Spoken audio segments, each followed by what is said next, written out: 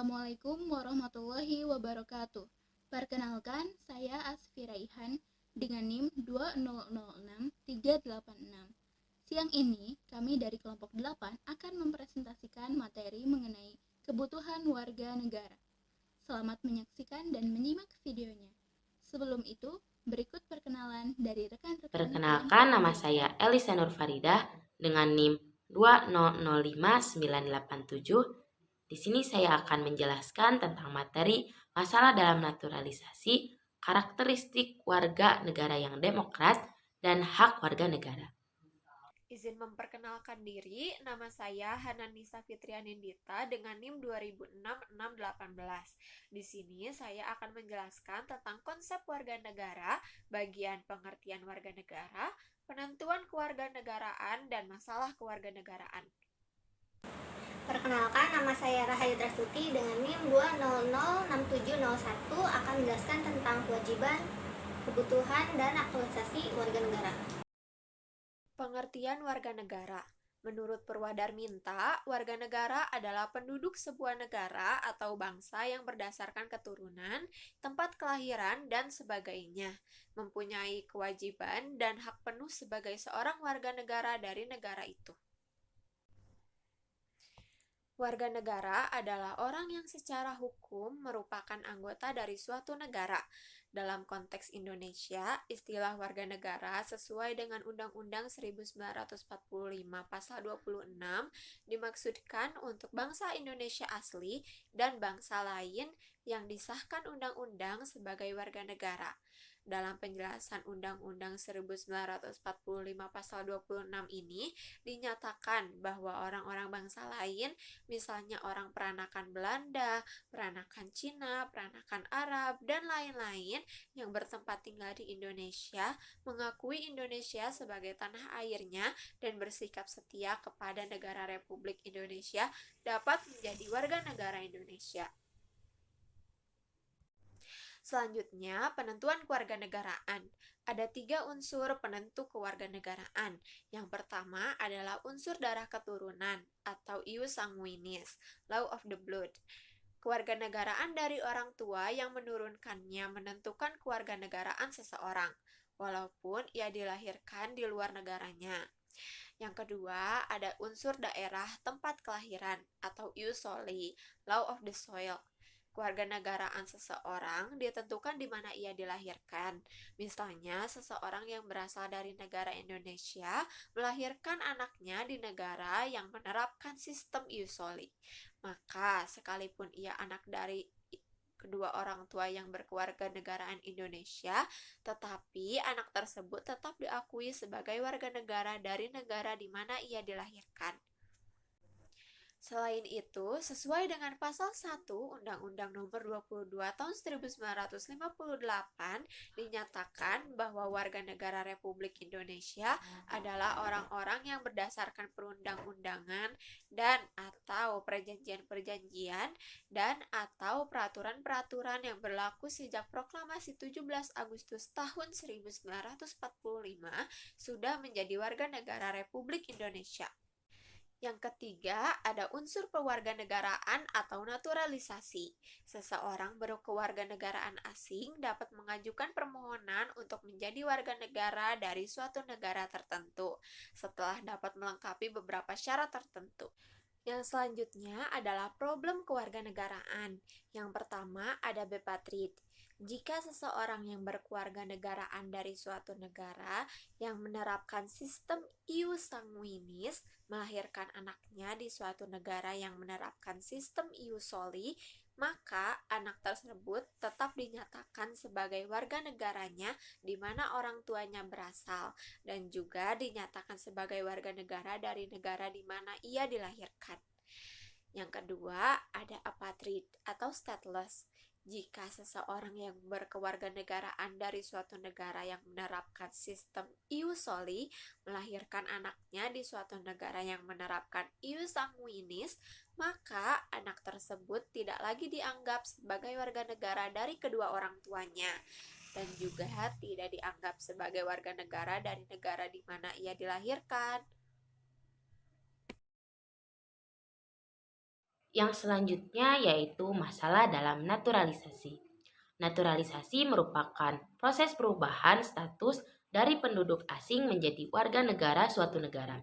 Proses ini harus terlebih dahulu memenuhi beberapa persyaratan yang ditentukan dalam peraturan kewarganegaraan suatu negara yang bersangkutan. Hukum naturalisasi di setiap negara berbeda-beda. Naturalisasi terbagi menjadi dua. Yang pertama yaitu naturalisasi aktif, di mana jika seseorang yang dikarenakan apatride dapat mengajukan permohonan untuk menjadi warga negara dari salah satu negara yang menyebabkan dirinya menjadi orang yang tanpa kewarganegaraan atau stateless. Jika permohonannya dikabulkan, maka ia dapat menggunakan hak opsi, yaitu hak memilih untuk menggunakan permohonan yang telah dikabulkan atau tidak menggunakannya. Yang kedua yaitu naturalisasi pasif. Naturalisasi pasif terjadi jika suatu negara mengadakan pemutihan terhadap mereka yang kehilangan kewarganegaraannya.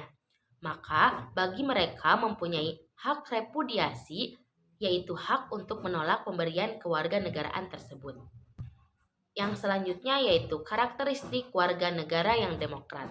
Yang pertama yaitu memiliki rasa hormat dan tanggung jawab. Sebagai warga negara yang demokratis, hendaknya memiliki rasa hormat terhadap sesama warga negara, terutama dalam konteks adanya pluralitas masyarakat Indonesia yang terdiri dari berbagai suku, etnis, ras, keyakinan, agama, dan ideologi politik. Selain itu, sebagai warga negara yang demokrat, seorang warga negara juga dituntut untuk bertanggung jawab menjaga keharmonisan hubungan antar etnis serta keteraturan dan ketertiban negara yang berdiri di atas pluralitas tersebut. Yang kedua yaitu bersikap kritis. Warga negara yang demokrat hendaknya selalu bersikap kritis, baik terhadap kenyataan empiris atau realitas sosial, budaya dan politik, maupun terhadap kenyataan supraempiris atau agama, mitologi, dan kepercayaan. Yang ketiga yaitu membuka diskusi dan dialog. Berdiskusi dan berdialog merupakan salah satu solusi yang bisa digunakan dalam meminimalisasi konflik yang ditimbulkan karena perbedaan pendapat dan pandangan serta perilaku di tengah komunitas masyarakat yang plural dan multi etnik. Yang keempat yaitu bersikap terbuka. Sikap terbuka merupakan bentuk penghargaan terhadap kebebasan sesama manusia, termasuk rasa menghargai terhadap hal-hal yang tidak biasa atau baru. Sikap terbuka yang didasarkan atas kesadaran akan pluralisme dan keterbatasan diri akan melahirkan kemampuan untuk menahan diri dan tidak secepatnya menjatuhkan penilaian dan pilihan. Yang kelima yaitu rasional. Bagi warga negara yang demokrat, memiliki kemampuan untuk mengambil keputusan secara bebas dan rasional adalah sesuatu yang harus dilakukan. Keputusan-keputusan yang diambil secara rasional akan mengantarkan sikap yang logis yang ditampilkan oleh warga negara. Sementara sikap dan keputusan yang diambil secara tidak rasional akan membawa implikasi emosional yang cenderung egois. Yang keenam yaitu bersikap adil. Sebagai warga negara yang demokrat, tidak ada tujuan baik yang patut diwujudkan dengan cara-cara tidak adil. Penggunaan cara-cara yang tidak adil adalah bentuk pelanggaran hak asasi dari orang yang diperlakukan tidak adil. Yang terakhir yang ketujuh yaitu jujur. Memiliki sikap dan sifat yang jujur bagi warga negara merupakan suatu yang niscaya. Kejujuran merupakan kunci bagi terciptanya keselarasan dan keharmonisan hubungan antar warga negara. Yang selanjutnya yaitu hak dan kewajiban warga negara. Yang pertama yaitu hak warga negara. Hak warga negara merupakan suatu kuasa untuk menerima sesuatu sesuai peraturan dari negara yang berlaku. Jadi selama kita tergolong sebagai warga negara pada suatu negara, kita bisa memiliki kuasa atas hal-hal tertentu. Salah satu contoh dari hak warga negara yang pertama yaitu hak atas pekerjaan dan penghidupan yang layak, sebagaimana tercantum dalam pasal 27 ayat 2 yaitu tiap warga negara berhak atas pekerjaan dan penghidupan yang layak bagi kemanusiaan. Yang kedua yaitu hak untuk hidup dan mempertahankan hidupnya. Sebagaimana tercantum dalam pasal 28A, yaitu setiap orang berhak untuk hidup serta berhak mempertahankan hidup dan kehidupannya. Yang ketiga yaitu hak untuk membentuk keluarga dan melanjutkan keturunan melalui perkawinan yang sah, sebagaimana tercantum dalam pasal 28B ayat 1. Yang keempat yaitu hak atas kelangsungan hidup, di mana tertulis dalam undang-undang yaitu setiap anak berhak atas kelangsungan hidup, tumbuh, dan berkembang.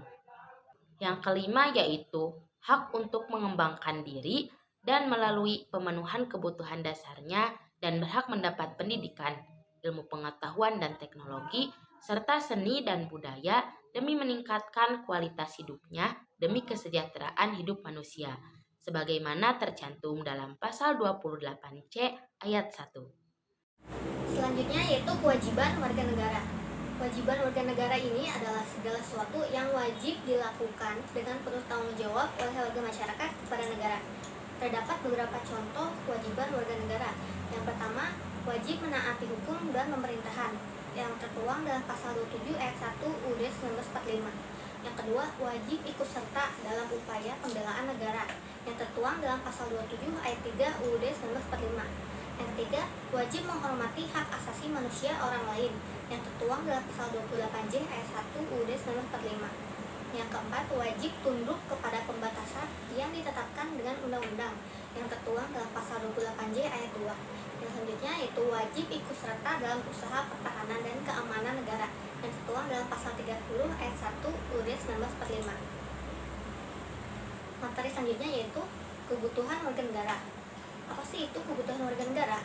Kebutuhan warga negara adalah segala sesuatu atau hak-hak yang dibutuhkan warga negara yang harus terpenuhi oleh pemerintah.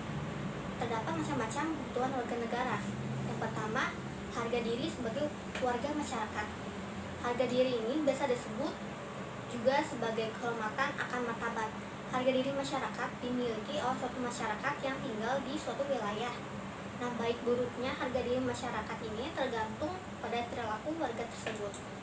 Yang kedua, kebebasan berorganisasi. Kebebasan berorganisasi adalah kemerdekaan atau hak asasi seseorang untuk memilih atau bergabung dengan suatu organisasi yang sesuai dengan hati nuraninya.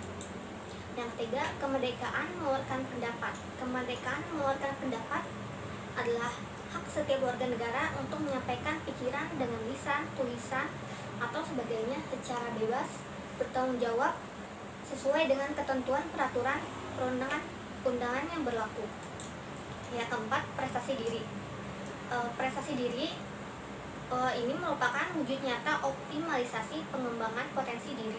Berprestasi merupakan kebutuhan setiap orang.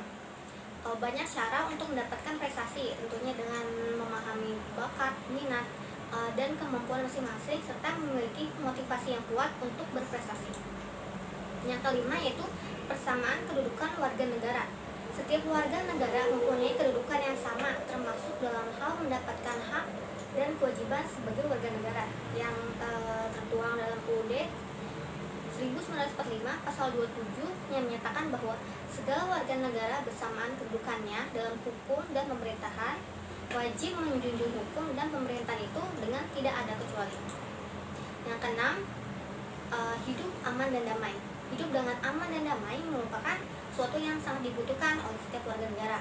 Selain dari pihak pemerintah yang menjaga keamanan dan kedamaian negara, terdapat pula upaya dari masyarakat, seperti contohnya ini membina kerukunan dan mengembangkan sikap saling menghormati dan tenggang rasa. Selanjutnya yaitu aktualisasi kebutuhan warga negara. Terdapat beberapa contoh aktualisasi dalam kebutuhan warga negara ini. Seperti yang pertama, memiliki martabat atau harga diri yang dilindungi oleh negara. Yang kedua, dapat bebas bergabung dengan organisasi manapun. Yang ketiga, menerima kartu Indonesia Pintar. Yang keempat, bebas berpendapat baik lisan maupun tulisan. Yang kelima, dapat bersekolah dengan layak. Yang keenam, bebas beribadah sesuai dengan keyakinannya. Yang ketujuh, mendapatkan fasilitas kesehatan yang layak dari pemerintah. Dan yang terakhir, mendapatkan kesetaraan sosial. Selanjutnya, konsep materi dalam ranah sekolah dasar. Nah, dalam ranah sekolah dasar ini, materi yang disampaikan masih tergolong kepada hal yang sederhana, yaitu seperti pada kelas 1 di sekolah dasar diajarkan materi hak bermain dan belajar. Materi ini menjelaskan bagaimana seseorang harus bisa memenuhi haknya, yaitu hak bermain dan belajar. Anak juga bisa membedakan waktu untuk bermain dan belajar. Kemudian di sekolah dasar kelas 2 diajarkan materi tentang keluarga yang rukun, di mana anak akan mengetahui tentang hidup rukun, saling berbagi, dan tolong-menolong dalam keluarga. Selain itu, anak memiliki hak untuk memiliki keluarga yang saling menyayangi. Kemudian untuk sekolah dasar kelas 3 diajarkan materi kewajiban dan hak. Materi ini menjelaskan tentang apa itu hak dan kewajiban, menjaga keseimbangan antara hak dan kewajiban, contoh-contoh hak dan kewajiban sebagai anak ataupun sebagai murid, baik di lingkungan keluarga, sekolah, ataupun masyarakat sekitar. Kemudian di sekolah dasar kelas 4 diajarkan materi pemerintahan, mulai dari pemerintahan pusat hingga daerah. Materi ini menjelaskan bagaimana tugas dan wewenang yang berada dalam pemerintahan. Sebagai warga negara yang baik, anak memiliki hak untuk paham terhadap pemerintahan dalam negaranya. Kemudian sekolah dasar kelas 5 diajarkan konsep dasar warga negara, serta hak dan kewajiban warga negara. Siswa diajarkan agar mengetahui hak-hak yang dapat ia terima sebagai warga negara dan kewajiban yang harus ia jalankan sebagai warga negara. Keduanya tersebut harus seimbang dalam porsinya. Kemudian di sekolah dasar kelas 6, siswa diajarkan materi demokrasi. Nah, materi ini akan menjelaskan pada anak bagaimana berdemokrasi dengan baik, memberikan pandangan pada anak bagaimana menjalani proses demokrasi, sehingga anak mengetahui haknya dalam memilih. Nah, sekian presentasi dari kelompok 8, semoga bermanfaat untuk kita semua. Terima kasih banyak atas perhatiannya. Wassalamualaikum warahmatullahi wabarakatuh.